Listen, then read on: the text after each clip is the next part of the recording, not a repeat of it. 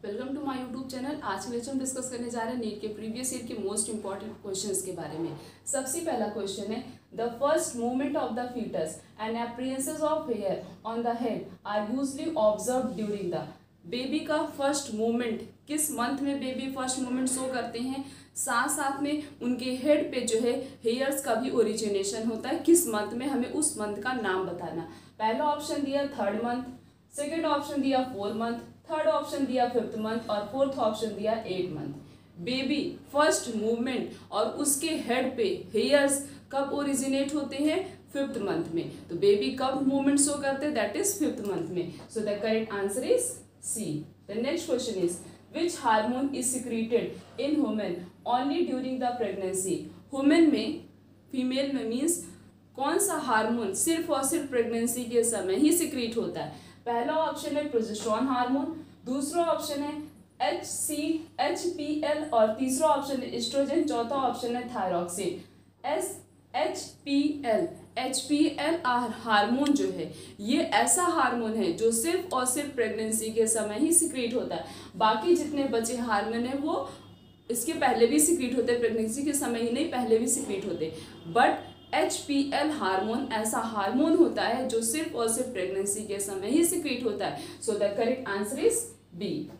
The next question is in mammals the testis are located in. Mammals में testis कहाँ present होता है, exact location बतानी है टेस्टिस की।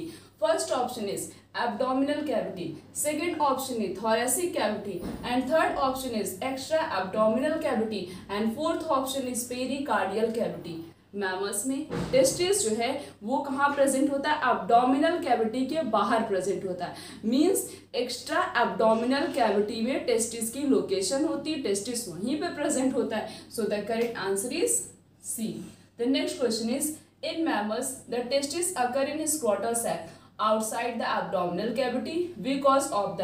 मैमल्स में टेस्टिस जो है पाउच लाइक बैग में होता है और उस पाउच लाइक बैग को स्क्रोटल सैक बोले या स्क्रोटम हम बोलते हैं।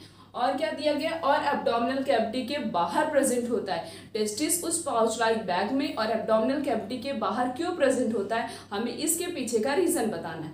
First option is presence of urinary bladder, क्या वहाँ पे वो यूरिनरी ब्लैडर में प्रेजेंट होता है, या फिर प्रेजेंस ऑफ रेक्टम, क्या वो रेक्टम में प्रेजेंट होता है, या फिर लॉन्ग वास डिफेंस प्रेजेंट होता है उसके पास इसलिए वो एब्डोमिनल कैविटी के बाहर प्रेजेंट हो, या फिर requirement of low temperature for spermatogenesis, या फिर उसको कम टेम्परेचर चाहिए स्पर्मेटोजेनेसिस के फॉर्मेशन के लिए।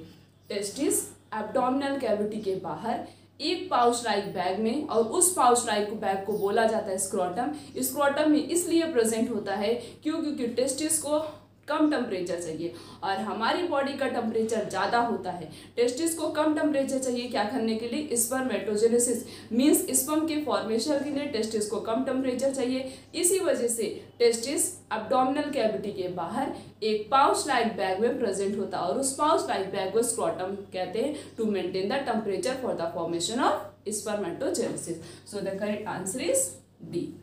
Next question is seminal vesicle are located in. Seminal vesicle कहाँ प्रेजेंट होता है। फर्स्ट ऑप्शन दिया एपिडाइमस, दूसरा ऑप्शन दिया यूट्रस, तीसरा अबव कॉपर ग्लैंड और चौथा दिया गया ग्लैंस मैनिस। कॉपर ग्लैंड को बलबुथर ग्लैंड भी बोला जाता है। तो सेमाइनल वेसिकल कहाँ प्रेजेंट होता है, सेमाइनल वेसिकल जहाँ पे कॉपर ग्लैंड प्रेजेंट होता है मीन जहाँ पे बलबुथर ग्लैंड प्रेजेंट होता है उसी के अबव पे जो है सेमाइनल वेसिकल भी प्रेजेंट होता है। So the correct answer is C, that is abdominal seminal vesicle are located in the. कहाँ पे प्रेजेंट होता है, ये प्रेजेंट होता है above the copper gland. So the correct answer is C. The next question is in women adult oxytocin। Women में ये जो ऑक्सीटोसिन हार्मोन प्रेजेंट होता है इसका फंक्शन क्या होता है। पहला ऑप्शन दिया stimulate pituitary to secrete vasopressin, क्या ये पिट्यूटरी ग्लैंड को स्टिमुलेट करता है, क्या सिक्रेट करने के लिए, वासोप्रेसिन हार्मोन सिक्रेट करने के लिए, या फिर cause a strong uterine contraction during parturition, या फिर ऑक्सीटोसिन हार्मोन यूट्रस के अंदर स्ट्रॉन्ग कॉन्ट्रैक्शन जनरेट करता है पार्चुरेशन के समय। पार्चुरेशन क्या होता है, जब बेबी की डिलीवरी होती है, delivery of fetus is known as parturition. Next option में दिया गया है it secrete by anterior pituitary, क्या ऑक्सीटोसिन हार्मोन जो एंटीरियर पिट्यूटरी से सिक्रीट होता है, या फिर stimulate growth of mammary gland, या फिर ऑक्सीटोसिन हार्मोन मेमोरी ग्लैंड की ग्रोथ में हेल्प करता है। मेन फंक्शन ह्यूमन फीमेल में ऑक्सीटोसिन हार्मोन का काम क्या होता है, ये पार्चुरेशन के समय मींस बेबी की डिलीवरी के समय ये यूट्रस में स्ट्रॉन्ग कॉन्ट्रैक्शन जनरेट करता है। So the correct option is B. The next question is the signal for parturition originate from parturition का सिग्नल कहाँ से ओरिजिनेट होता है। पहला ऑप्शन है फुली डेवलप्ड फीटस ओनली, सिर्फ और सिर्फ फीटस से ही, या फिर दूसरा ऑप्शन है सिर्फ और सिर्फ प्लेसेंटा से, या फिर तीसरा ऑप्शन में दिया गया प्लेसेंटा के साथ साथ फुली डेवलप्ड फीटस भी जनरेट करता है। नेक्स्ट ऑप्शन में दिया है oxytocin release from maternal pituitary, oxytocin hormone जो है कहाँ से रिलीज होता है, या फिर मैटरनल पिट्यूटरी से रिलीज होता है।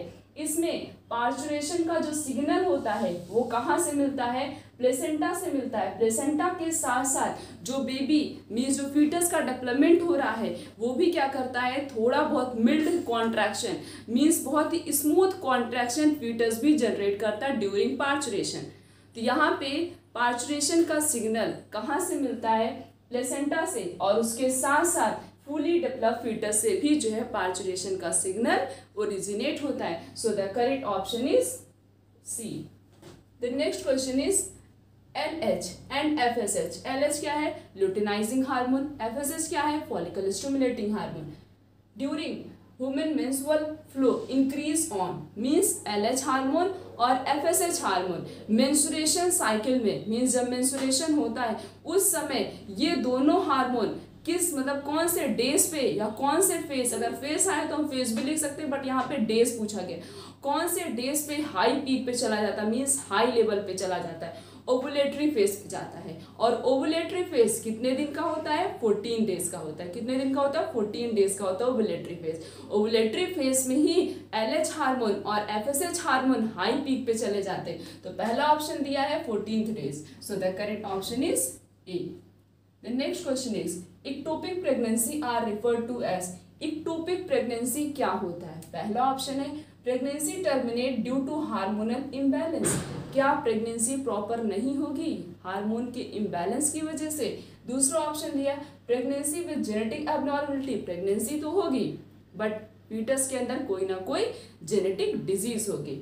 नेक्स्ट है implantation of embryo at site other than uterus, या फिर बेबी का डेवलपमेंट इम्प्लांटेशन कहाँ होगा, यूट्रस के बाहर होगा, या फिर implantation of defective embryo in the uterus, या फिर इम्प्लांटेशन तो होगा कैसा एम्ब्रियो का डिफेक्टिव मीन्स एम्ब्रियो कैसा होगा, डिफेक्टिव होगा, और कहाँ पे होगा इम्प्लांटेशन, यूट्रस के अंदर। इक्टोपिक प्रेगनेंसी का मतलब होता है कि जब इम्प्लांटेशन कहाँ पे होगा, यूट्रस के बाहर होगा, और वहीं पे इम्प्लांटेशन होगा, वहीं पे फीटस का डेवलपमेंट होगा मीन्स वहीं पे बेबी की ग्रोथ होगी। उसे क्या बोलते, उसे बोलते इक्टोपिक प्रेगनेंसी। इक्टोपिक प्रेगनेंसी का क्या मतलब हो गया, जब इम्प्लांटेशन यूट्रस के बाहर होगा और वहीं पे यूट्रस के बाहर ही बेबी का डेवलपमेंट भी होगा। वैसे रियलिटी में क्या होता है, फर्टिलाइजेशन कहाँ पे होगा, फैलोपियन ट्यूब में, बेबी का डेवलपमेंट कहाँ पे होगा, यूट्रस के अंदर।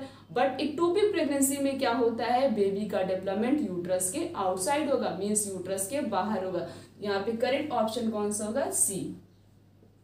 The next question is menstrual flow occur due to lack of. First option is vasopressin, second is FSH, third is progesterone hormone and fourth is oxytocin. The correct answer is C, that is menstrual flow occur due to the lack of progesterone hormone.